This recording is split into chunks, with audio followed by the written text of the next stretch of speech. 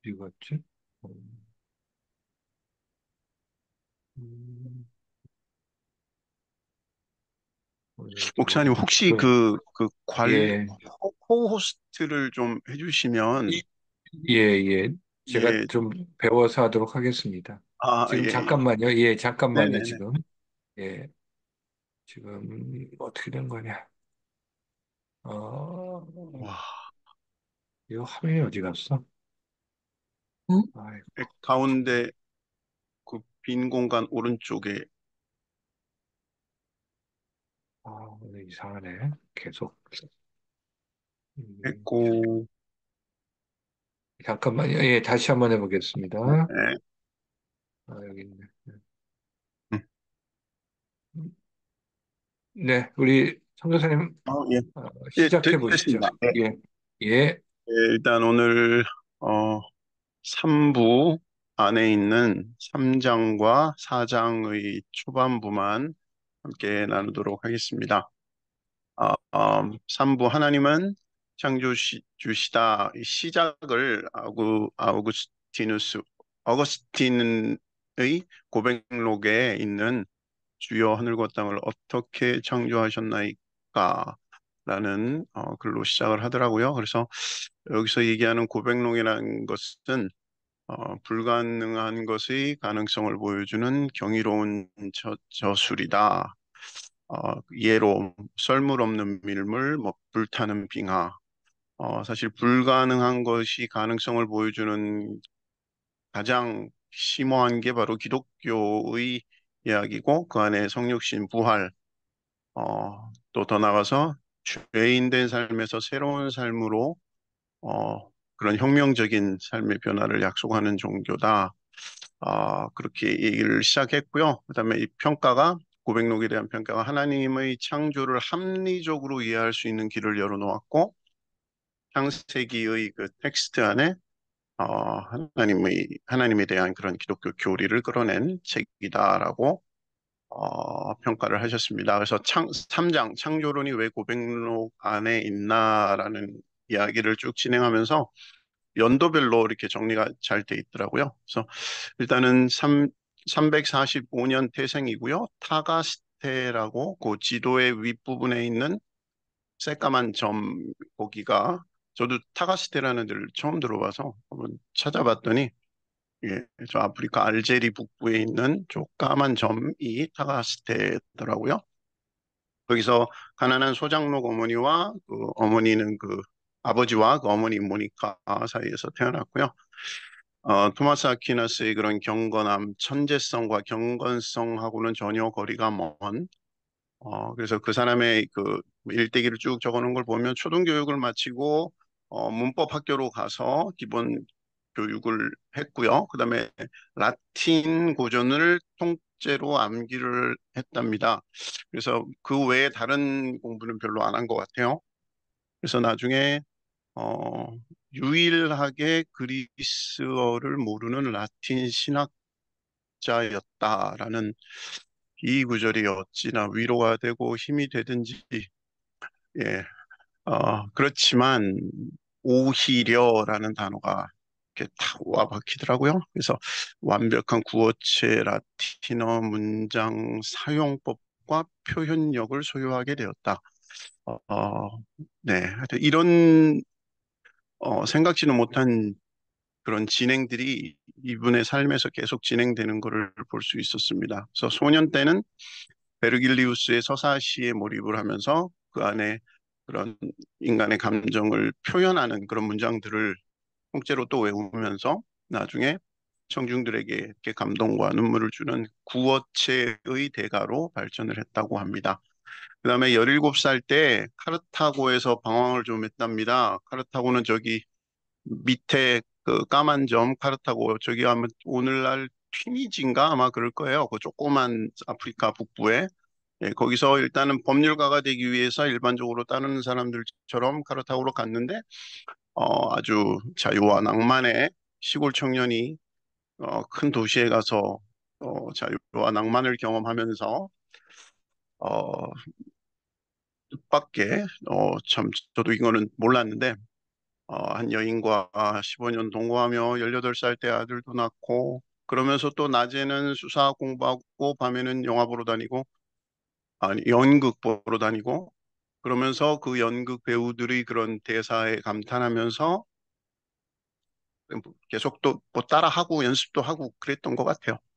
그러면서 웅변가가 됐고 나중에 수사학 선생까지도 됐답니다. 그렇지만 그 수사학의 그런 표현 기술로는 뭔가를 이렇게 꾸미기는 해도 진리에 이르지 못한다는 걸 알게 돼서 수사학을 떠나면서 그렇지만 그때의 그 수사학이 또한 나중에 훗날에 이단과의 그런 논쟁, 교리 논쟁과 그 책을 기록하고 그럴 때 큰 도움이 됐다고 그럽니다. 그러면서 또 큰 영향을 받은 게 키케로의 호르텐시우스라는 저서를 접하면서 이 키케로라는 분이 절충주의 철학자였다고 하더라고요. 그래서 문장에서 지혜, 감성에서 지성적, 문학으로 넘어갈 수 있는 그런 새로운 계기가 마련이 됐다고 합니다. 결국 그 키케로 학문을 통해서 실용적이고 절충적인 관점과 기술을 배워서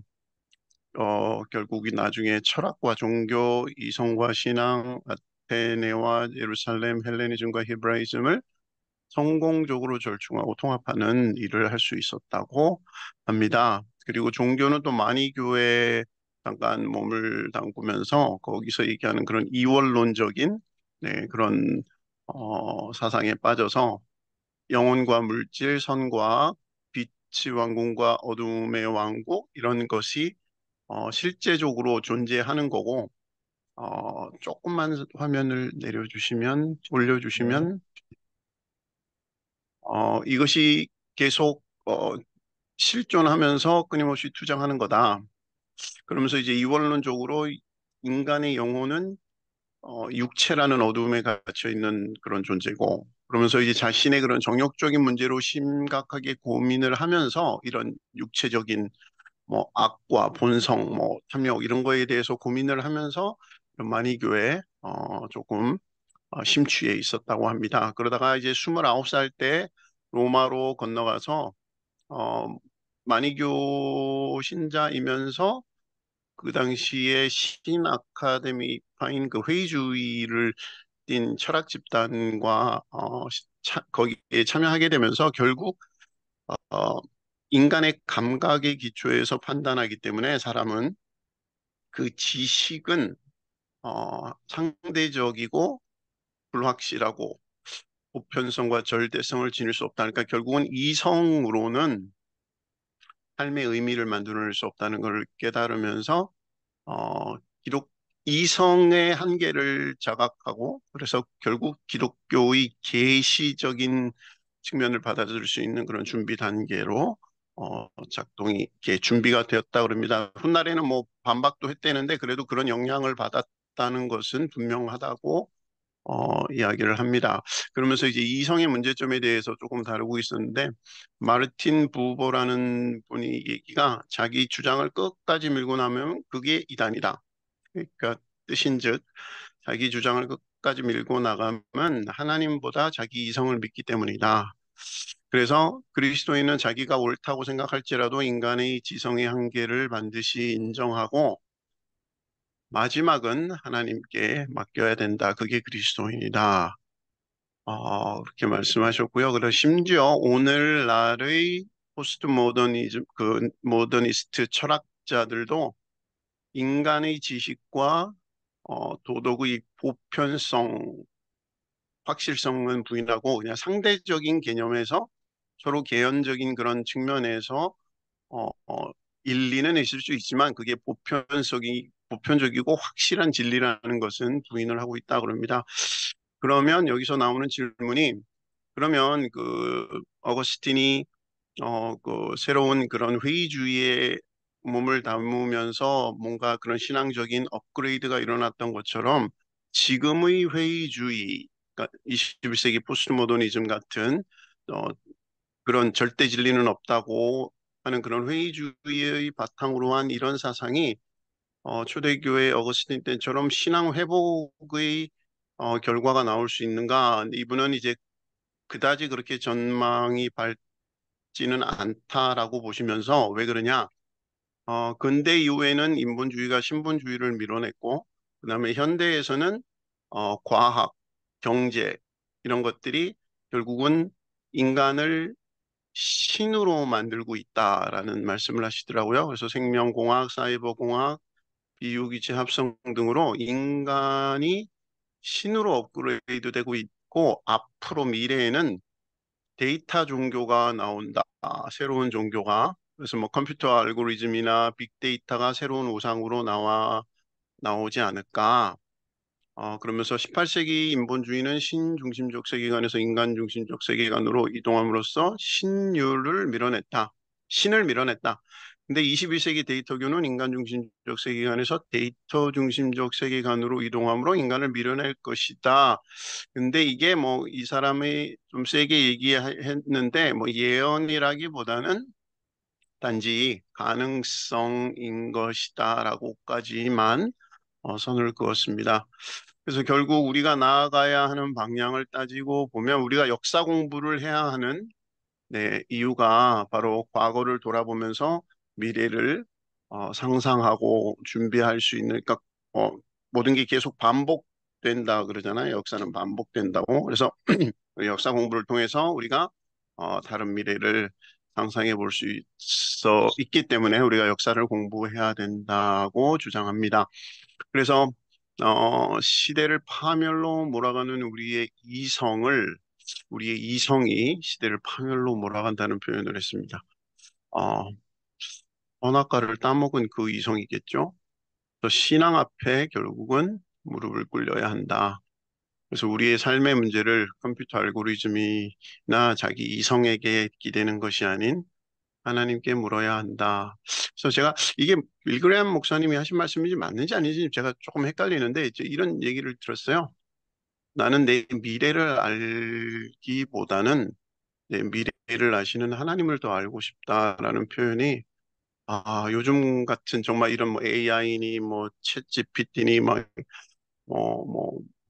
미래 뭐 모든 잡들이 소멸할 것이라는 뭐 이런 상황에서 정말 의미가 있는 말씀이었던 것 같습니다. 그래서 다시 어거스틴을 돌아와서 30대 세때 밀라노 수사학 교사가 됐습니다. 밀라노 이렇게 로마 맨 거의 끝머리 쪽에 있는 도시에서 시장인 신마쿠스에게 발탁돼서 밀라노의 수사학 교사가 됐는데 이 사람이 신마쿠스가 이제 이 어거스틴을 추천한 이유는 그 당시에 어, 암브로시우스라는 그 주교가 기독교의 모든 종교를 폐지하도록 황제에게 그 결정한 황제의 결정을 서포트를 한 거예요. 근데 신마쿠스는 그러지 말자 그랬는데 이 암브로시스가 그거를 서포트해서 결국은 신마쿠스의 주장이 실패로 돌아가고 그러면서 이제 자기 세력을 조금 심어 놓으려고 마니교를 섬기고 추종했던 어거스틴을 집어넣었는데 아니나 이게 웬일인가 어거스틴이 암브로시우스에 의해서 기독교로 개종을 하게 됩니다. 그래서 암브로시우스가 어떤 사람이었냐? 하나님 나라를 선포하는 사람이고 거기에 들어가려면 복음을 받아들여야 된다라는 아주 뭐 기본적인 신학자의 선포와 메시지를 전하던 사람인데 그냥 단지 복음이 하나님한테 온 거니까 무조건 믿어 질문하지 마 이게 아니라 이론적으로 풀어내면서 이성적으로 신플라톤주의의 그런 이론을 써서 어, 성경을 해석하던 사람이었습니다. 그래서 어거스틴은 아우구스티누스는 진리를 믿는 것뿐 아니라 이해하려고 안달이 난 사람이라는 표현이 참 와닿았습니다. 물론 저희도 이제 믿고 이해하고 싶어 하지만 그거에 안달이 났을까? 예, 안달이 났다는 표현이 좀 신선했습니다. 그래서 암브로시우스의 가르침대로 신앙의 우수성을 평생 강조하는 게 일단 기본이었고요. 그 암브로시우스가 얘기한 것처럼 이성의 한계가 결국은 신앙을 어, 필수 불가결한 절대적인 것으로 만든다라는 그런 신앙의 우수성을 평생 강조하면서도 하나님은 우리가 이성 없이, 그러니까 이해함 없이 그분에 대한 신앙의 무조건적인 복종을 하는 것도 원치 아니하신다. 그러니까 하나님은 우리와 관계를 맺고 싶어 하신다.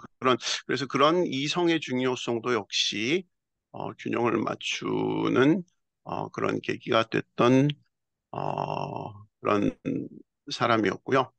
그래서 구약 문장들 이 어거스틴 얘기에 의하면 구약 문장들을 은유적으로 풀어서 설명해 줄 때 기독교 신앙의 합리적인 근거가 더욱더 옹호될 수 있다고 생각하게 되었다. 예, 그러면서 967권에 보면 지적 회심이 이때 일어났다라고 기록을 하고 있습니다. 그러다가 밀라노에서 30대 초반에 육적으로는 방탕함에서 금욕으로, 지적으로는 철학자에서 신학자로, 영적으로는 마니교에서 기독교로, 그래서 위대한 학자에서 성인으로 변하는 시기가 30대 초반의 밀라노에서의 회심이었습니다. 그래서 32세 때 계속 자기 안에서 계속 오르는 그런 성욕과의 싸움, 어, 그것과 계속 싸우다가 결국은 세례받기 한 해 전에 아프리카로 돌아가서 금욕 생활을 시작하게 되면서 스스로 영혼의 질병을 앓고 있는 죄인으로 스스로를 깨닫게 되면서 영적인 회심이 일어났습니다.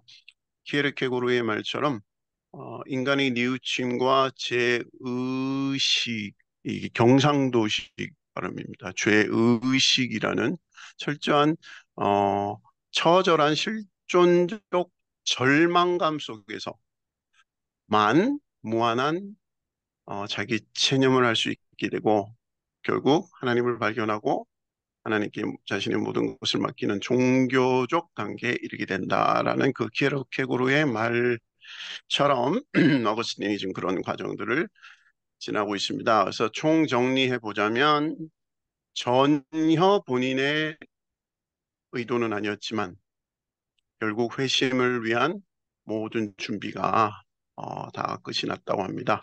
그래서 신 아카데미파 그 회의주의를 통해서 인간의 이성의 한계를 결국 깨닫고 신 플라톤주의를 통하여 지적 회심을 이루고 철저한 자기 죄의식을 통해서 결국은 무한한 자기 체념을 하게 되었습니다. 그러다가 지인으로부터 이집트 은둔수사 성 안토니우스의 생애와 수도 생활을 듣고 나서 회개하고 또 그때 또 그 옆에서 떠드는 아이의 목소리를 따라서 집어서 읽어랍니다.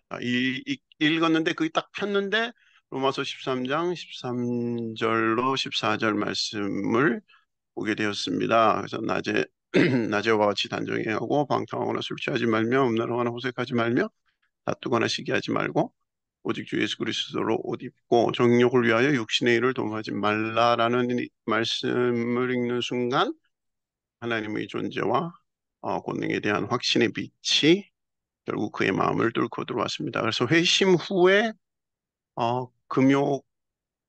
금욕자로서의 수도 생활을 시작했고 신앙과 이성을 결합하려는 그런 시도에 계속 몰두하기 시작하면서 아, 더 많은 철학적인 지식이 필요함을 깨닫고 뭐 여러 가지 책들을 특히 이제 플로티노스의 엔네아데스 기타 등등 책을 많이 공부하면서 결국 플라톤과 플라티노스의 철학이 단 몇 마디만 바꾸면 기독교 진리가 된다는 것을 발견하였습니다. 그래서 그의 초기 저술은 기독교 색깔을 띤 플라톤주의자, 후기 저술은 신플라톤주의자 색깔을 띤 기독교인과도 같았다고 얘기합니다. 그다음에 33세에 다시 밀라노로 복귀해서 암브로시우스에게 세례를 받고 다시 로마를 거쳐 오스티아로 갔는데 거기서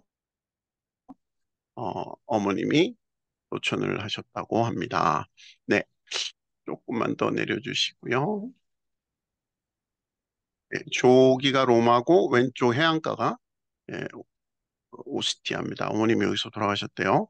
그래서 결국 34세 때 자기 자기 태어난 고향인 타가스테로 돌아오고 36세 때 아들과 친한 친구가 사망했음에도 그가 신앙에 굳게 서서 어머님이 돌아갔을 때처럼 슬픔에 빠지기보다는 오히려 슬픔에 빠진 동료를 격려하기도 했다 그럽니다. 그리고 37세 때 히포레기우스로 이동해서 조기 빨간 조기가 히포레기우스라고 합니다.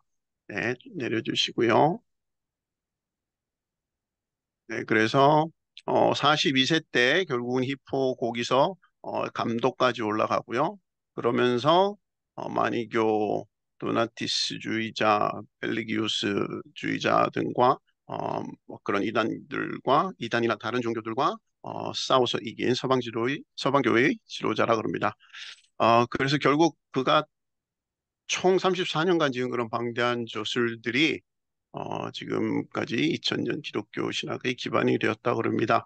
그래서 마니교를 논박하면서 인식론과 신론을 정립하고 도나투스 분파와 분쟁하면서 교회론과 성례전을 정립했고 펠라기우스파와 싸우면서 은총론과 예종론을 정립을 했습니다.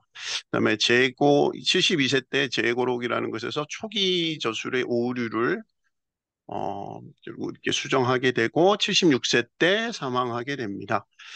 그분의 영향력은 거의 뭐 신구교 할 것 없이 그다음에 모든 철학자들 심지어 유물론적 역사관과 문학에도 지대한 영향력을 끼쳤다고 합니다. 그래서 그가 43세 때 기록한 이 고백록이 자서전을 쓰긴 사실 너무 이른 나이인데 이 어거스틴의 삶은 결국 아무것도 우연히 이루어진 게 없었다.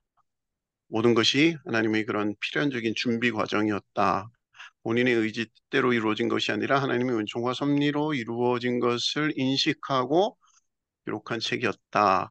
그래서 여기서 구속 경륜, 신적 경륜이라는 단어를 썼는데 하나님이 그의 섭리와 은총으로 자기 가정을 돌보듯이 이 세계를 이끄신다.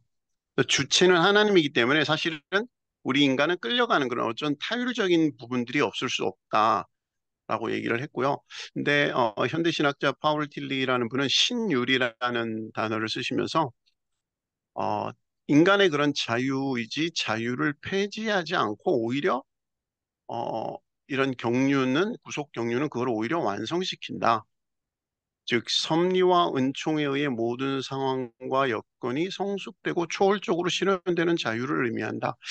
그래서 어, 이거를 이렇게 정립하는데 그 신명기 30장인가요? 그 뒤에 보면 모세가 가나안 땅 들어가기 전에 이스라엘 백성들한테 생사화복이 네 앞에 놓였으니 뭐 이런 구절이 좀 생각이 났었어요. 그러니까 우리가 다 100% 하나님이 다 정했으니까는 뭐 나는 뭐 아무것도 할 거 없어. 그거는 운명론이죠. 그래서 나에게도 분명히 자율권이 있는데 하나님은 그 자율권을 우리가 써서 무엇을 선택하실지도 아신다는 게 예종론이지 않을까. 어떻게 아실까? 그러니까 하나님은 시간 밖에 계신 분이니까. 네. 그러면서 이제, 예, 선교사님 조금 뉘앙스에 예, 좀 주의가 필요합니다. 예, 죄송합니다. 중간에 그렇죠. 끊기. 예, 그렇게 예, 되면 예, 예. 그런 예지론이 돼요. 이지론이 돼. 예지론이 돼요. 예, 예, 예. 예, 맞습니다. 예정이라고 하는 것은, 음, 그러니까 이제 여기서 말하는 테오노미, 음, 신율이라고 하는 음, 거는 음, 하나님이 그런 상황과 조건을 주장하셔서 인간의 음, 자율성이 하나님의 타율성과 함께 음. 걸어갈 수 있도록 만드는 것이죠. 네, 네, 네.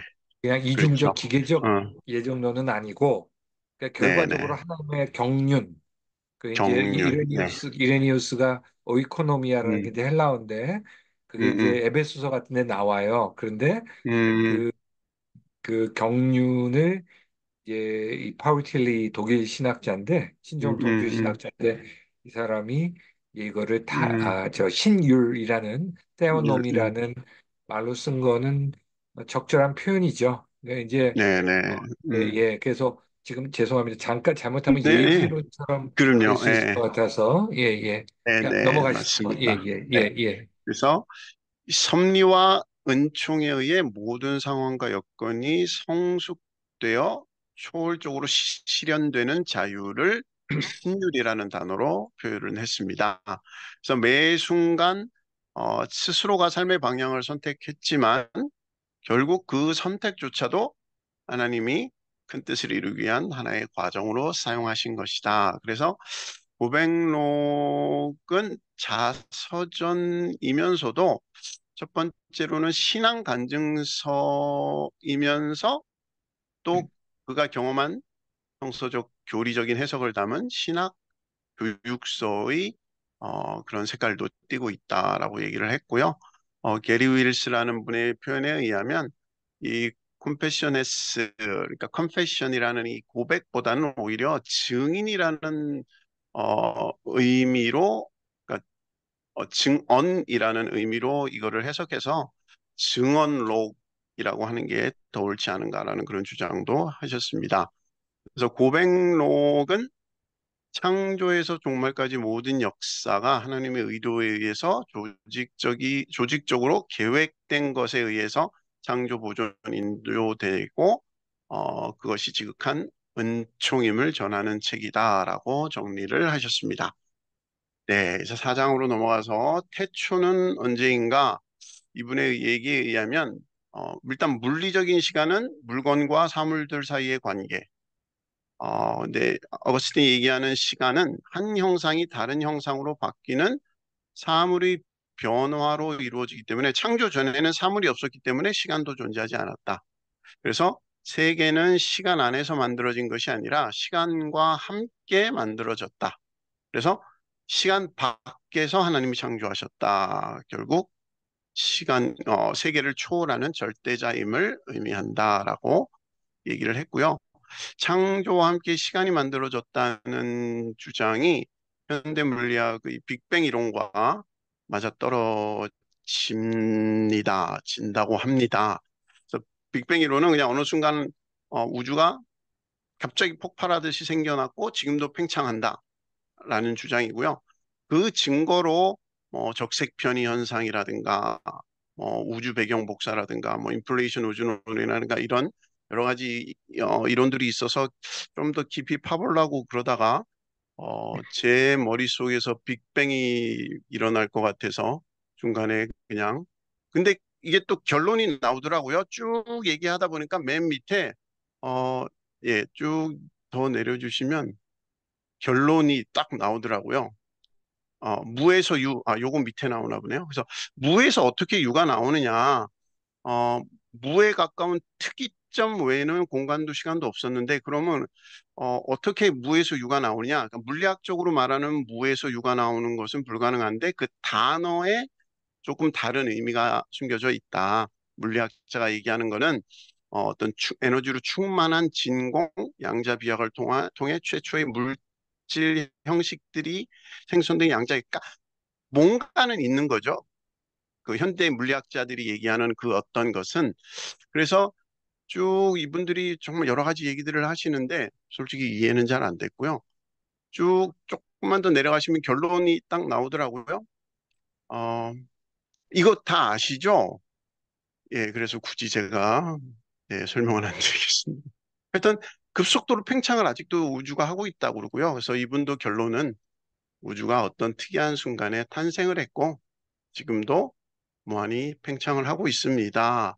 그래서 무수한 우주가 존재한다라는 주장도 있는데요. 그래서 6개의 수라는 거를 얘기를 하더라고요. 입실론, 중력의 세기간, 오메가, 람다, 쭉 했는데 이게 6개가 있는 게 아까 위에서 그림에서도 본 것처럼 그 6단계가 혹시 창조의 6일? 이런 그런 한번 생각을 해보게 됐습니다. 근데 여기서 이 6가지 숫자를 설명하면서 계속 반복적으로 반복되는 말이 조금만 높았거나 낮았어도 라는 단어를 요 6번을 설명하면서 계속 나오더라고요. 그래서 조금만 더 크거나 작았어도 현재의 우주와 생명체는 존재할 수 없었다. 그러면 어떻게 그렇게 완벽하게 어, 정말 10의 10승의 몇십 승분의 1이 어떻게 그렇게 완벽한 조절이 될 수 있는가? 과학자들은 그걸 인본 원리라는 단어를 쓰고 기독교 근본주의자들은 지적 설계론, 신학자들은 목적론적 증명이다라는 단어로 표현을 한다고 합니다. 물론 이제 다중 우주 이론이라는 것이 있습니다. 과학자들이 막무가내로 창조론을 부인하는 건 아니고 우리가 살고 있는 우주만 존재하는 게 아니라 저 위에는 엄청나게 많은 우주가 존재한다. 아주 작은 그 시간과 공간의 거품들, 시공 거품이라는 표현을 쓰셨더라고요. 또 그 속에 모든 사건이 인과적으로 연결돼 있는데 그것이 갑자기 빵 팽창하면서 우주가 됐고 그래서 이게 마치 끓는 죽처럼 이 거품, 시간과 공간이라는 거품이 엄청나게 많은데 생겼다 없어지고 생겼다 없어지고 하는 그런 혼란스러운 케오스가 있는 곳이 바로 우주다. 근데 그 많은 시공 거품들 중에 어, 초기 상태가 우연히 우리가 사는데 적합하게 발생되도록 조율됐고 그 하나가 팽창해서 지금 우리가 사는 우주가 된 것이다라는 얘기를 했는데 뭐 증명할 수 있는 기는 없는 것 같아요. 그래서 결국은 이런 아이디어는 뭐 르네상스 시대에서부터 이렇게 쭉 왔는데 그 사람들의 주장은 신의 본질이 무한하다는 얘기를 하고 싶었던 것 같아요. 근데 그거를 우주는 무수히 존재한다라는 주장을 통해서 그런 주장을 한 것 같고요.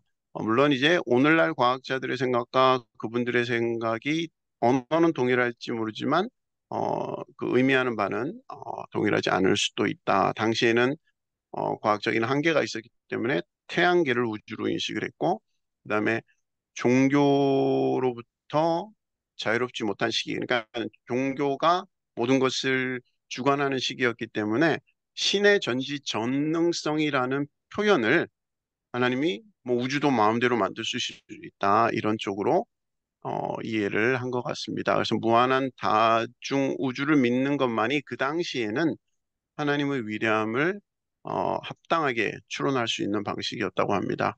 그래서 그렇지만 우주가 인간을 위해 조절되었다는 것에는 현대 과학자들 마찬가지로 근대인들도 반대를 하고 있고요.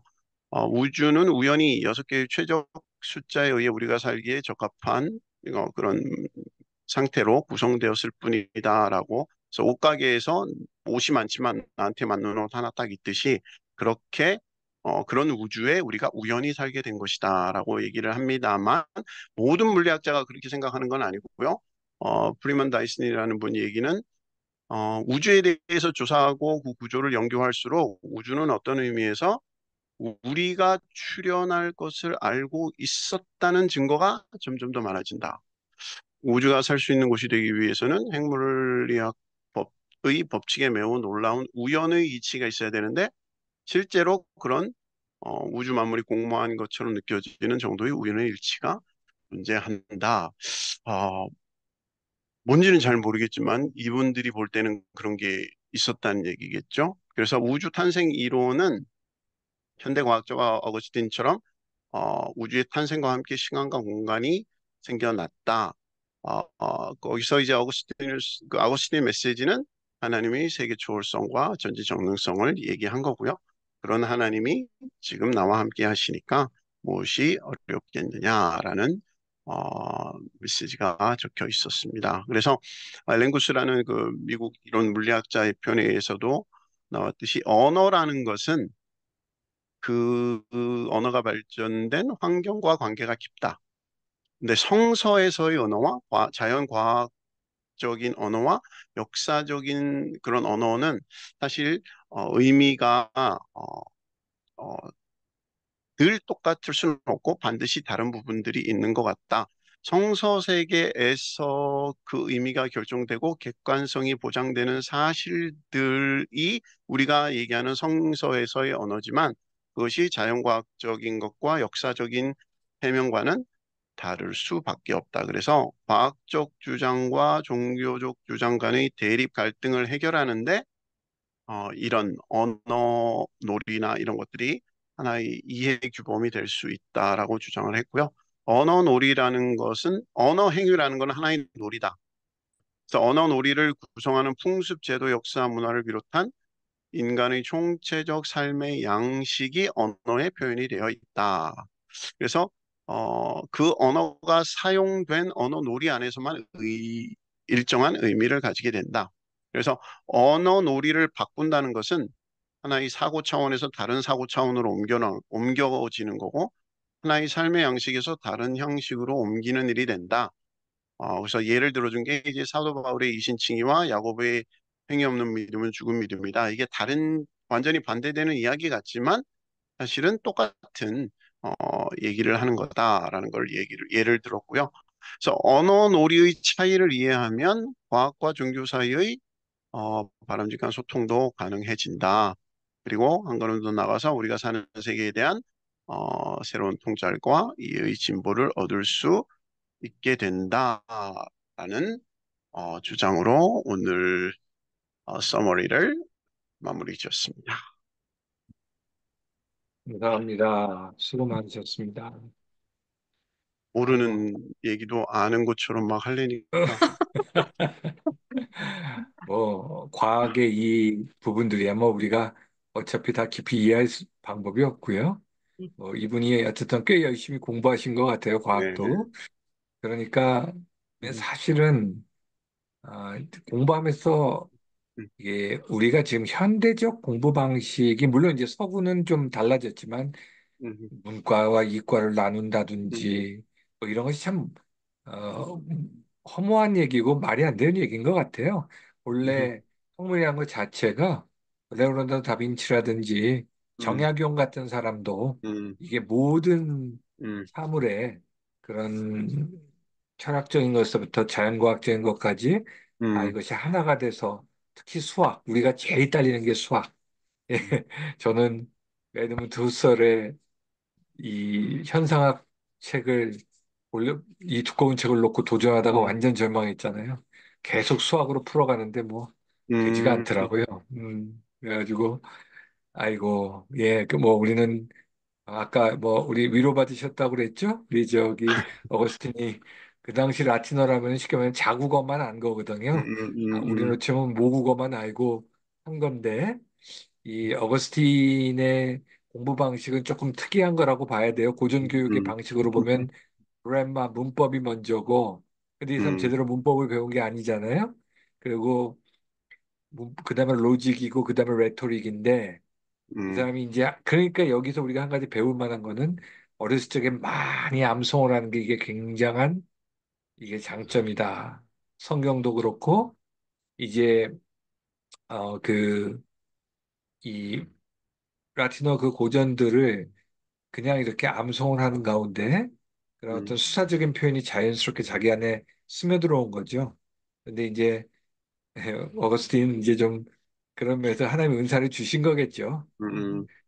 그러니까 이 로직을 할 수 있는 그런 머리가 주셔서 이제 그것이 발현이 순서는 좀 뒤바뀐 듯 하지만 얼마든지 이제 발현이 되고 예, 이제 그랬던 것을 보게 됩니다. 우리가 이제 어거스틴에서 배우는 은혜가 그거죠. 예, 우리가 그 토마스 아퀴나스는 어렸을 때부터 천재고 어렸을 때부터 경건했는데 그 어머니가 수도사 안 되게 하려고 뭐 화류계 여자를 집어넣었더니 부직갱이 들고 달려들어가지고 그랬다는 얘기 우리 읽었잖아요.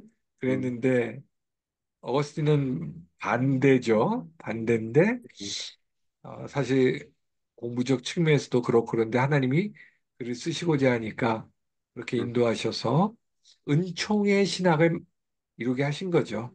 그러니까 자기가 그러니까 하나님의 은총이라는 것을 하나님의 주권이라는 것을 그 신유를 너무나 경험한 거죠. 예. 아퀴나스가 인간이 타락했어도 이성은 타락하지 않았고, 그래서 이성을 통해 구원에 이를 수 있다는 어떻게 보면 지적 회심과 같은 그런 통로에 대한 이야기를 한 것들은 결국 그가 그런 자기가 볼 때 자기가 스스로 그런 이성적 합리적 통제가 되었기 때문이지만 그거로 인해서 은총의 신학으로 나아갈 수 없었던 것들이 아쉬움이고 종교개혁이라고 하는 것은 결국 천년 뒤에 칼빈이 어거스틴을 부활시키는 거거든요. 예. 그래서 그러한 역사들 우리가 이제 보게 되지요. 이분이 굉장히 많은 것들을 이렇게 정말 같이 이렇게 묶어서 이 설명해 낼 수 있는 이런 것들이 참 너무 큰 도움이 되고요. 그 음, 참회록이라고도 하고 고백록이라고도 우리 번역되어 있는데 컨페셔네스가 이제 아까 말한 대로 근데 그게 고대 시대의 사람들이 많이 쓰는 형식이에요. 고대 음, 중 근대 이전의 논문들은 근대까지 논문들은 그렇게 우리 지금처럼 막 그렇게 각주 달아가지고 남의 말을 잔뜩 인용하는 그런 게 아니에요. 자기가 충분히 소화되어서 일종의 에세이처럼 다 쓰는 거죠. 음, 음, 그게 이제 그런 거고, 예, 아무튼 그 참회록 그 고백록은 그것 이제 어거스틴의 저작이 뭐 200 몇십 권이 된다고 하지만 가장 대표적인 세 개의 저작을 들면은 첫째가 이제 참회록, 그 다음에 신국록이라고 이 책에 나오는 하나님의 도성이라는 기비타테 데이라는 그 책하고 이제 하나가 삼위일체론이죠. 데트리니다테. 이 데트리니다테 이 책은 20년 동안 썼어요. 이 사람이 제일 오랫동안 쓴 거예요. 제가 옛날에 이제 라틴어 배우고 저는 그 라틴어 성경, 불가타 성경을 읽으려고 했더니 교수님이 그때 같이 팀이 돼가지고 6개월 동안 그 지금 내가 책 찾아보니까 있더라고요. 그 삼일체 라틴어판으로 저희가 이걸 읽었거든요. 아유, 그때는 정말 어려웠죠. 라틴어 기초 문법하고 나서 이거를 읽으려니까. 그런데 혹시 그때 제가 느꼈던 거 하나는, 이게 원전으로 접근하니까 참 그냥 느낄 수 없는 어떤 뉘앙스가 확실히 있구나. 그때 이제 그런 걸 음, 느꼈는데, 예, 저도 그래서 이번에 공부하면서 가을부터 라틴어 공부 좀 다시 좀 본격적으로 시작하려고 마음을 먹었습니다. 또 애들도 가르쳐야 돼요. 근데 이제 음, 기초문법이야 가르치겠지만은 공부 시작하지 않으면 안 되겠구나 하는 생각도 들었고. 예, 음, 아무튼 뭐 중요한 거는 그렇다고 해서 뭘 더 알겠습니까? 우리 어거스틴이 얘기한 대로 뭐 그거를 우리가 이성을 통해서 이성의 한계를 느끼는 것이 결국은 신앙의 길로 음, 나아가는 은혜가 됐다는 거 굉장히 중요하죠. 근데 이 책에서 제가 이번에 읽은 파트 중에는 후반부 쪽에 비트겐슈타인 부분하고 리오타르 부분이 굉장히 저는 좋았어요. 근데 제가 오늘 그 320페이지 리오타르까지 읽고 오시라고 했으면 더 좋았을 것을 제가 음, 이제 그 앞에서 끊었는데 제가 조금 PPT 통해서 음, 조금 말씀을 나눌게요.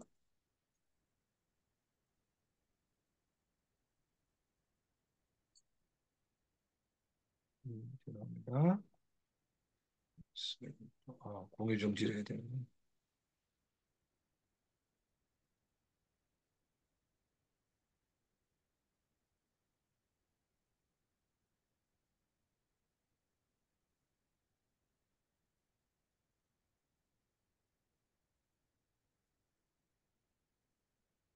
예. 네. 화이트헤드라는 이제 유명한 그 철학자가 있습니다. 과정 철학자인데 화이트헤드가 그런 말을 했네요. 서양 철학은 플라톤 철학의 각주이듯이 서구 기독교 신학은 아우구스티누스의 각주다. 예, 그럴 정도로 영향력이 지대하다는 얘기고, 예, 그 마니교와의 이제 논쟁, 이 마니교는 이제 기독교, 조로아스터교, 요런 또 로마의 미트라 같은 여러 가지를 좀 뒤섞은 종교 같더라고요. 그런데 이 마니교와의 논쟁을 통해서 결국 인식론과 신론이 확립되고 도나투스주의자들이라고 하는 것은 제가 한번 얘기 드린 적이 있는 것 같은데 그 초대 교회 때 문제가 뭐냐면은 예를 들어서 세례를 받았어요. 어떤 주교나 사제한테 세례를 받았어요. 근데 이 사제도 어, 핍박이 심하다 보니까 배교를 해버렸네. 그러면은 그 사람한테 받은 세례가 유효하냐 무효냐 이런 논쟁이 일어나요. 그거를 이제 사람이 중요하다. 인효론 아니다. 그 사람이 누가 주었던 그 성사의 문제니까 사효론, 효과가 있다. 그런 두 가지 논쟁이 있었는데 이제 어거스틴은 사효론 쪽을 손에 들어주죠. 사람 문제가 아니다. 성령의 역사 가운데 있는 성사의 문제니까 누가 설사 그 사람이 배교를 했더라도 그 세례가 무효화되지 않는다. 이런 과정을 통해서 교회론과 성례전 같은 것들이 이제 확립이 되고 이제 펠라기우스 논쟁은 워낙 유명하죠. 그러니까 우리 이제 참 재밌는 게 1000년 뒤에 어거스틴과 펠라기우스 논쟁이 이제 칼빈과 알미니우스의 논쟁으로 다시 재현되는 거죠. 근데 왜 그러냐면 인간은 아까 그 파울틸리의 신율 이런 것이 굉장히 탁월한 것은 뭐냐면은 이제 칼빈주의자들이 주장하는 그 기계적 잘못하면 기계적 이중 예정은 아무리 생각을 해도 인간의 마음에 난점을 일으켜요. 그렇죠? 그럼 하나님은 어떤 사람은 태어날 때부터 마치 저 리브가 뱃속의 두 아이처럼 한 사람은 예정을 하시고 구원을 한 사람은 유기하셨다. 야, 이걸 이 하나님이 어떻게 공평할 수 있느냐? 이게 인간의 정서적으로는 도저히 이게 와닿지 않거든요. 그런데 참 신기하게도 인생을 쭉 살면서 주님의 그 은총의 신학 가운데 있다 보면 이건 정말 내 인생이 하나님의 완벽한 섭리적 예정 가운데 있었다는 것을 고백하게 되거든요, 우리가. 그 정말 깨닫게 돼요.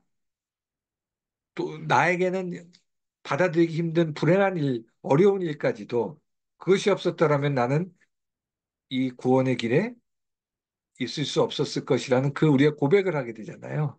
그래서 예정이라고 하는 이것이 너무 이렇게 기계적 예정은 아니지만 우리가 그거를 이제 determinism, 결정론으로 이제 오해해버리는 경우가 있죠. 그 결정론은 아니지만은 어쨌든 이 펠라기우스라고 하는 사람은 5세기 때 영국 출신의 로마에 있었던 수도사거든요. 이 사람과 치열한 논쟁을 통해서 은총론과 예정론이 확립되어 갔다. 예, 요 부분. 아까 말한 오이코노미아. 이게 이제 오이코노미아라는 말은 오이코스가 집이에요. 집. 헬라어로. 노미아 할 때 노모스는 법이에요. 그러니까 어떻게 보면 하나님의 법대로 인생의 집이 지어져 가는 것, 역사의 집이 지어져 가는 것이 하나님의 경륜이라는 그런 뜻입니다. 이레니우스라는 이 리옹의 감독도 굉장히 중요한 분인데 하여튼 뭐 그렇고요. 하여튼 파우틸레이는 이 오이코노미아를 아까 말한 신율의 의미, 아까 다시 말했지만 하나님께서 그 예정적 섭리를 가지고 가시는데 오이코노미아를 가져야 돼. 이 오이코노미아라는 것이 그냥 사람을 일방적으로 압도적으로 그냥 이끌어 가신다기보다는 그 사람의 모든 그런 자율성을 일으키시고 인커리지 시키셔서 상황과 조건을 만들어 가시면서 결국은 하나님의 뜻대로 이루어져 가게 만든다. 그런 예정적 의미의 신율이라고 할 수 있는 거죠. 예. 예, 뭐, 다 같은 얘기고요. 자, 사실은 이쪽에 뒤쪽으로 오면서, 이 비트겐슈타인이라고 하는 말은 분은 좀 들어보셨을 거예요. 워낙 현대 철학에서 양대 산맥이 분석 철학, 언어 중심의 분석 철학인 비트겐슈타인, 그리고 현상학, 에드먼트 후서, 이 양 계열로 보는데, 이 비트겐슈타인이 아까 말한 대로 언어놀이다. 언어놀이라는 이야기를 했는데 이 언어의 개념이라는 것이 똑같은 말을 해도 자기의 상황, 자기의 그런 어떤 배경에 따라 전혀 다른 의미, 반대의 의미로 받아들일 수 있게 된다. 그러니까 아까 예를 든 식으로 말씀하신 대로 어, 이 바울은 오직 믿음으로 말미암아 의롭게 함을 얻는다. 그런데 실제로 로마서 보면은요. 행위로 말미암아 그대로 받게 된다는 얘기가 여러 번 나와요. 예, 행한 대로 받으리라는 말이. 그러니까 이게 뭐냐면은 이분이 얘기한 대로 믿음으로 말미암아 그렇게 살게 된다는 의미지 구원파식으로 믿으라는 얘기가 아니잖아요. 예. 반대로 야고보 역시 행함이 없는 믿음은 죽은 것이다. 믿음 필요 없다. 그 얘기, 믿음 별 의미 없다. 그 얘기가 아니라 정말 믿는다면 네가 그 증거가 행함이 아니겠냐. 근데 이제 왜 그러냐면은 바울은 그, 그 당시에 그 이제 믿음을 이 여러 가지 그 상황 속에 정립하기 위해서 그런 선포를 해야 됐고 한 예수님 부활하시고 30년 정도 지나서 쓴 야고보의 입장에서는 벌써 이미 그 시대 사람들이 다 지금 구원파 같은 믿음으로 전락하고 있으니까 영지주의적 믿음으로 전락하고 있으니까 그거를 교회에서 강조할 수밖에 없었던 거죠. 그런 정황을 우리가 생각하고 그거를 받아들여야지 그것이 서로 반대되는 것처럼 그렇다면 성경에서 갈라디아서나 로마서나 마태복음이나 야고보서를 동시에 이렇게 아무 갈등 없이 같이 정경으로 하지 않았겠죠. 예. 자, 이제 우리에게선 중요한 것이 우리가 사실 이번에 제가 이 책을 같이 읽자고 한 이유가 이게 단순히 그 철학적, 신학적 정리가 될 뿐만 아니라 이분이 상당히 그런 실력을 가지고 과학과의 문제를 계속 고민하게 만들잖아요. 그러니까 우리 박은경 집사님 이 부분에 대해서 정말 이게 굉장히 필요한 거거든요. 음. 크게 두 가지 입장이 있죠. 과학은 과학이고 종교는 종교다.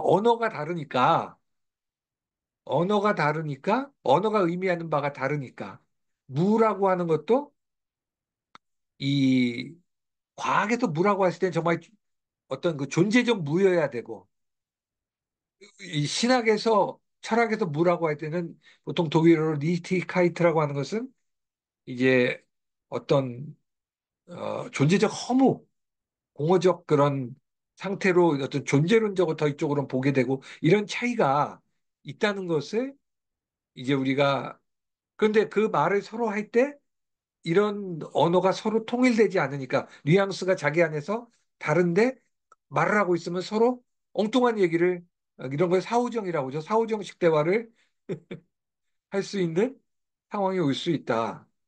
자, 그런데 이 과학주의 시대에 과학은 과학이고 종교는 종교다. 이렇게 해버리면 어떻게 보면 창조과학 같은 거 그런 거죠. 그런 식으로 물론 그 사람들도 과학적 방법을 가지고 하려고는 하는데 실제 언어적 상황은 사후정이에요. 어. 그럼 이런 것인가? 아니면 둘 사이의 소통과 종합이 가능한가? 이분은 지금 계속 소통과 종합의 가능성을 열고 있어야 된다. 다만 이러한 상황들을 우리가 깊이 인식하고 굉장히 조심스럽고 신중하고 천천히 접근해 가야 된다. 하면서 이 사람이 이제 자기의 어떤 그 이론을 좀 변증하기 위한 근거의 이론으로 리오타르 이야기를 포스트 모더니스트죠. 포스트 모더니스트인데 뭐 읽어보셔서 아실 거예요. 제가 한번 질문을 할게요. 기독교의 진리는 모더니스틱 할까요? 포스트 모더니스틱 할까요?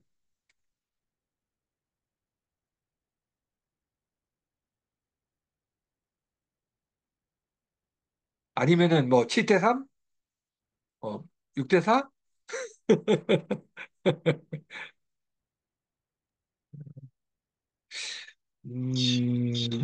이 뉴에이지가 왜 나왔냐면 이 기독교 진리의 근대 기독교의 오랜 특히 종교개혁으로 말미암아 촉발된 이 모더니스틱한 합리성의 지리한 싸움 이것에 질렸다고 해야 되나? 어, 그러니까 그래서 이제 사실 경건주의도 나오고 독일에 또는 이제 철학적 사료는 낭만주의 같은 계열도 나왔겠지만 그러나 사실 우리가 하나님의 말씀의 이 텍스트를 우리가 중심으로 볼 때 성경은 상대주의라고 할 수는 없죠. 그러니까 포스트 모더니즘의 상대주의는 성경을 진리로 받아들이는 우리들에게 치명적이에요. 그러나 이제 이 포스트 모던적 상대주의는 그렇지만 포스트 모던적 그런 관념이 오히려 우리의 기독교적 영성에 더 부합하는 측면도 있어요. 그러니까 사람들이 이런 어떤 합리적 과학주의 시대에 기독교를 합리적으로 추론하고 이렇게 교리적으로 도그마틱하게 나아가는 이것에서 도저히 과학과 신앙 사이에 합치를 이루기가 어려운 이 상황에서 갈등하고 방황하다가 사람들이 어디로 가는 거냐면 영적 도약으로 나아가려고 하는 경향성이 강해지는 거죠. 우리 저기 박은경 집사님 학기나 지지난 학기 때 했나? 그 프란시스 쉐퍼 이 쉐퍼는 끝까지 그래도 그 합리성을 놓지 않으려고 했던 사람이에요.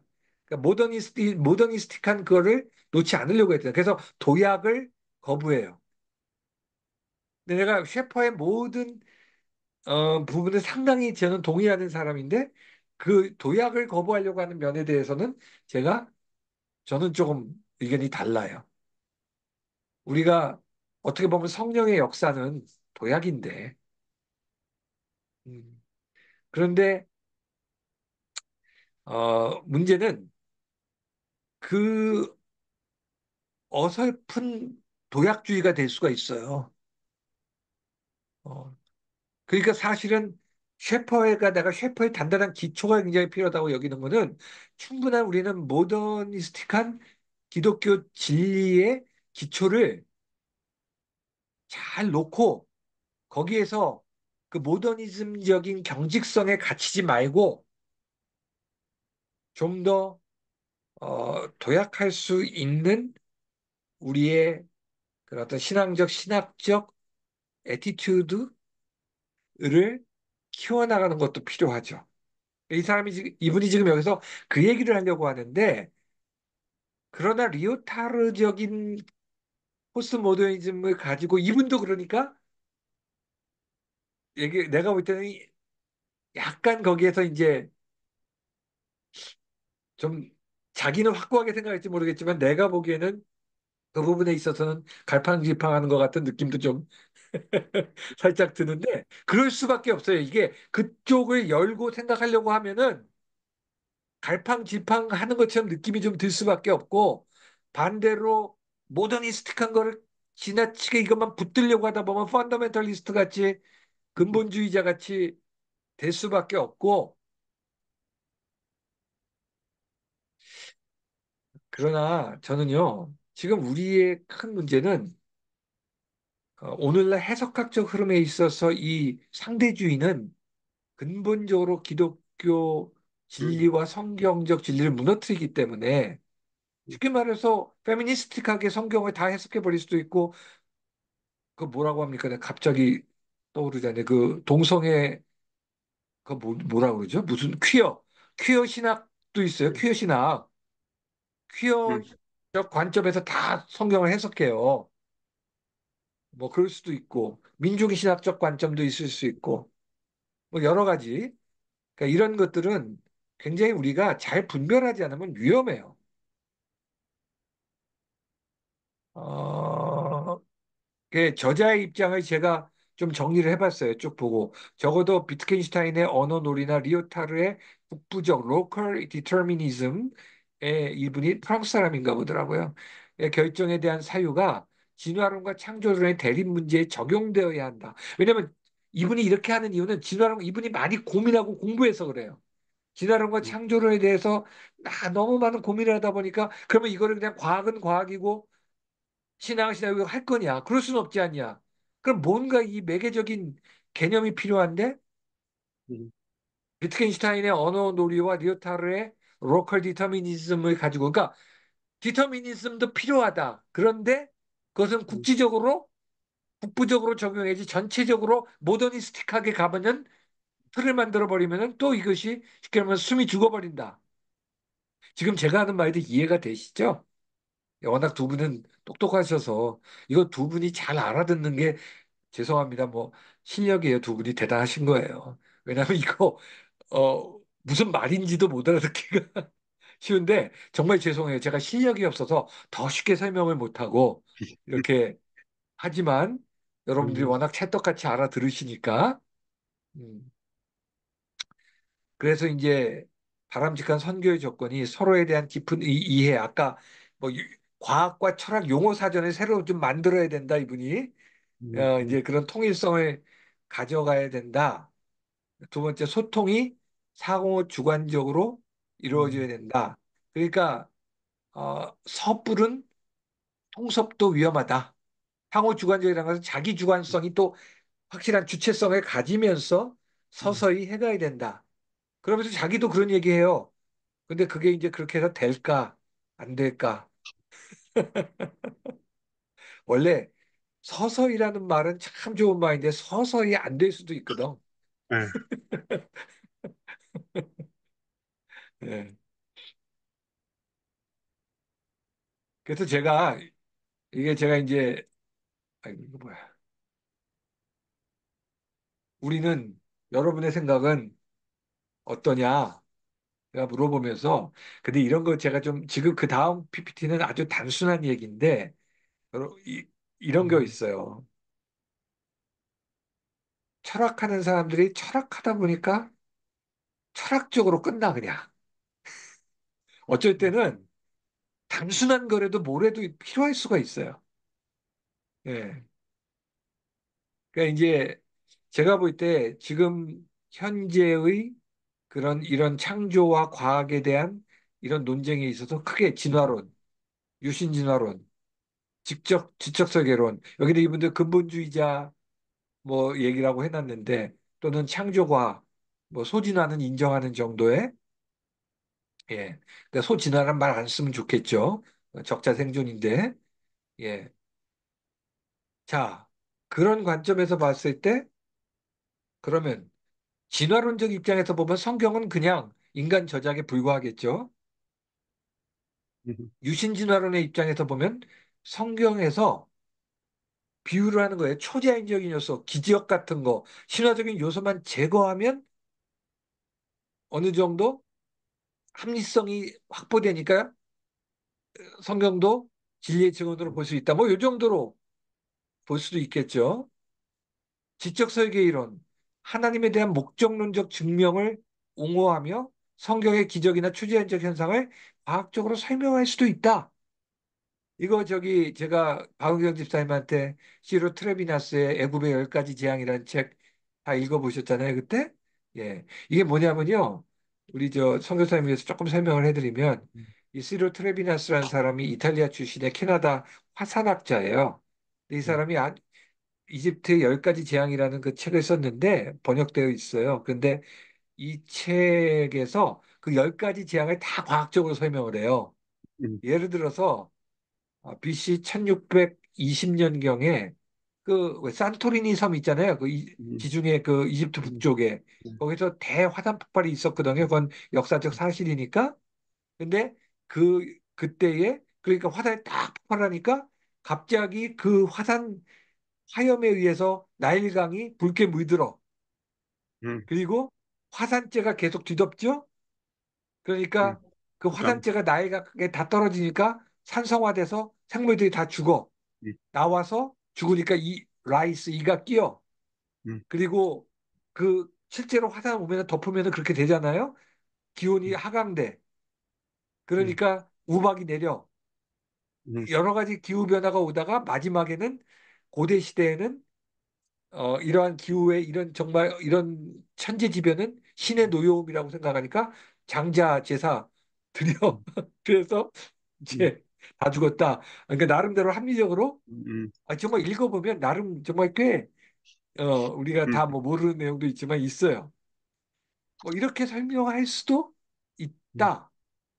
지적 설계 이론적 음, 좀 어프로치? 이거 제가 음, 이거 이의 제기하실 수 있습니다. 제가 어떻게 정리해 본 겁니다, 나름. 음, 예. 왜냐면 맨날 철학적으로 따지고 있다 보면은 아무것도 못하니까. 음, 그 다음에 4번. 성경은 진리이기 때문에 과학적으로 설명이 되겠죠. 종국적으로. 왜냐하면 하나님이 만드신 세계니까. 그러나 진화론적 현대 과학과는 전혀 다른 문법으로 설명해야 된다. 이게 창조과학인 것 같아요. 전혀 다른 문법으로 과학이라는 수단을 사용하는 듯 하지만 전혀 다른 문법으로 설명을 하는 거죠. 음. 왜 제가 이거를 대두시키냐면 결국 우리는 성경이라는 텍스트를 기준으로 해도 뭘 해야 되기 때문에 이러한 음, 과학적 개념을 성경에 대한 태도로서는 우리가 어떻게 이것을 접근해 가야 되느냐 하는 문제가 우리에게는 굉장히 숙제이고 과제라는 거죠. 예.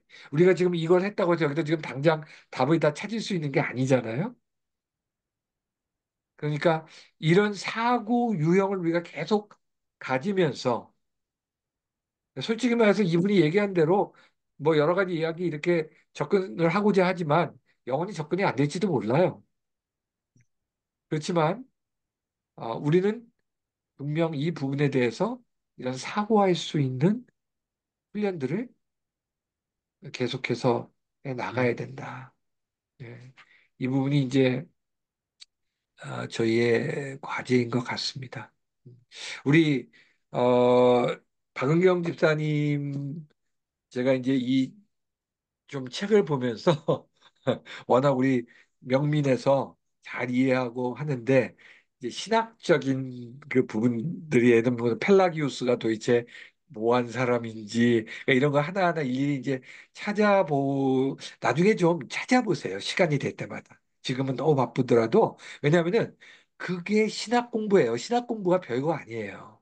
그러니까 제가 우리 때 신학교에서 배울 때 각자 교수의 주관에 따라 이것저것 막 배워놓고 나면 머릿속에서 매핑이 하나도 안 돼요. 그래서 이제 나중에 계속 저는 뭐 한 2, 30년 이렇게 20년 공부하면서 계속 그거를 이제 매핑해 나가고 이게 이거고 이게 이 갈래에서 이런 거고 이렇게 이제 정리를 해 나간 거죠. 근데 우리 은경 집사님이 뭐 그렇게까지 한 건 없고 우리가 이런 과학과 신앙을 하기 위해서 필요한 부분들 예. 왜냐하면 이분의 책에 우리가 공부하면서 얻는 가장 큰, 이 인사이트는 그거예요. 이분이 그 신학과 철학에서의 개념이 과학으로 어떻게 우리가 서로 그런 과학적 사유의 개념이 연결될 수 있는가 하는 것들을 훈련시켜 주잖아요. 책이. 예. 이런 학자가 별로 없어요. 음, 참 탁월한 학자시죠. 예. 그래서, 그래서 저는 주한이 같은 애한테, 어, 그 공부를 시킬 때 물론 이제 정규 과정 필요한 건 해야 되는데 진짜 공부를 하려면 제야에 있어야 돼요. 제야에. 그래야 뭐 이분도 물론 정규 과정 공부할 거 다 한 분이지만 그래야 그거를 정말 이렇게 하지. 안 그러면은 이게 참 시간을 좀 다른 데 많이 뺏길 수도 있어서 예, 어쨌든 뭐 그거는 그렇다고 치고 예. 오늘 이 부분도 참 귀한 부분이고 또 과학과 우리 뭐 양자역학 나오는 부분들이 어렵죠. 근데 저는 이 책에서 양자역학에 대해서도 관심이 있어서 조금씩 공부를 하고 있거든요. 계속 관심을 갖고 그런데 이 종국적 우리의 한계는 수학적 한계예요. 예, 그런데 어, 아까 이 책에 그런 얘기 나오대요. 1제곱미터 안에 최초의 10에서 마이너스 43승분의 그 딱 저기 폭발했을 때 포톤, 광자가 1제곱미터 안에 4억 개 정도 들어있을 정도 이런 거 어떻게 계산하는지 모르겠어요, 진짜. 하여튼 들어있다. 그러면 이게 뭐냐면은 나는 그런 생각이 들어요. 빛이 있으라 하실 때 이 기본적인 이 빛의 요소 광자들이 온 우주를 순식간에 채웠단 말이에요. 어, 그러면 이런 거를 범신론적으로 하는 사람들은 그렇게 생각해요. 그것이 온 우주에 충만한 신적 기운이야. 음, 이게 범신론적 개념이거든요. 근데 우리는 그렇지 않으니까. 어쨌든 빅뱅 이론은 그래서 빅뱅 이론 처음 나올 때 무신론적 과학자들이 굉장히 싫어했어요. 인정 안 하려고 했어요. 왜냐하면 시작이 있다는 것 자체가 굉장히 음, 성경의 창조와 결이 비슷해지고 또 나중에 우주도 끝이 있다고 하잖아요. 음. 그러니까 결국 이거는 굉장히 성경적인 증언이 되는 예, 그런 측면이 돼서 그런 거고요. 아, 우리 저기 우리 뭐 선교사님은 읽어보셨겠지만 시간 되시는 대로 나중에 꼭 고백록은 읽어보십시오. 제가 볼 때 고백록 그리고 하나님의 도성은 좀 읽어 보셔야 됩니다. 그거는 읽어보시고 자, 이 정도 하고요. 뭐 또 나누실 이야기나 질문이나 우리가 좀 생각해 봐야 될 것 같다. 이런 거 있으면 뭐든지 자유롭게 좀 이야기해 주십시오. 아까 제가 그 여섯 네, 숫자 하면서 네. 잠깐 혹시 이렇지 않을까? 그 여섯 그 단계를 6일로 보는 그런 사상들이 혹시 있나요? 금시초문인데요. 아, 다행입니다. 아, 저, 제가 아까 그거는 조금 속으로 예, 이건 좀 예, 개연성이 좀 없는 예, 비약이다 이런 생각을 예. 했습니다. 아, 다행이네요. 저도 잘은 모릅니다만 음, 모르지만 그것은 좀 그렇게 생각이 네, 예, 다행입니다. 제가 아, 모르게 혹시 이러면은 뭔가 이렇게 발견한 것 같고 그러면 누가 다 해놨더라고요. 나중에 보니까. 그래서 그러면 해 아래 혹시 새로운 거 또 꼭 이것도 그런 해봅시다. 건가? 뭐, 해 아래 새로운 거 없습니다. 네, 예. 우리 방현 집사님 많이 피곤하죠? 아이고 뭐 매일 11시 퇴근해서 잠도 못 자고 아이고 하여튼 그래서 선교사님 다음 주는 좀 선교사님이 한번 해주시면 좋겠습니다. 네, 네, 네, 강유경 우리 그러겠습니다. 집사님이 죄송합니다. 지금 아니요, 뭐 별 말씀을요. 제가 예, 한 주 쉬자고 말씀드렸거든요. 그랬더니 예, 예, 선교사님 공부 멘탈이 나간 좋아하신대. 상태라 예. 제가 하는 일이 별로 없어서 충분합니다. 아유, 바쁘신 거 오늘 아는데요. 오늘 얘기한 거 좀 정리가 좀 되시죠? 네, 네. 네, 그리고 제가 얘기한 거 좀 잘 이해되셨죠? 저도 뭐 얼마나 알고 떠드는 건 아닙니다만, 예. 그래서 이 비트겐슈타인과 리오타르의 문제를 가지고 이렇게 한 거는 저는 아까 말한 대로 그보다는 조금 더 모더니스틱한 분명한 그런 쉽게 말하면 노미즘이 있어야 된다고 봐요. 음, 예, 그러면 이걸로 마치겠습니다. 박은경 집사님, 기도하고 마치죠. 하나님 아버지, 우리를 시간 밖에서 이 우주와 생명을 창조하시고, 그리하여 저희 인생에 의미를 주셔서 감사합니다. 어, 지금 과학주의와 인본주의 세상에서 헤매는 영혼들, 그 영혼들을 한 명이라도 더 아버지께 되돌리는데 우리를 사용하여 주시옵소서. 음, 그들과의 현명한 소통 방법을 우리가 익히고 하나님을 전할 수 있는 실력을 쌓아가기를 원합니다. 주님, 음, 우리를 인도하여 주시옵소서. 우리의 모든 것을 합력하여 선을 이루시는 주님을 봅니다. 저희가 그 주님을 믿고 담대히 나아가기를 원합니다. 주님, 감사합니다. 이 시간 감사드리며 예수님의 이름으로 기도드립니다. 아멘. 네, 아멘. 아유, 수고하셨고 감사합니다. 우리 다음 알겠습니다. 주에 아, 또 아, 뵙겠습니다. 어떻게, 예, 네, 죄송해요. 아니요, 감사합니다. 정말 괜찮습니다. 예, 이번만 한 번만 해주시면 저희가 아유, 별 나중에 말씀. 식사 한번 서로 그럴 때 대접드릴게요. 아유, 있어요. 감사합니다.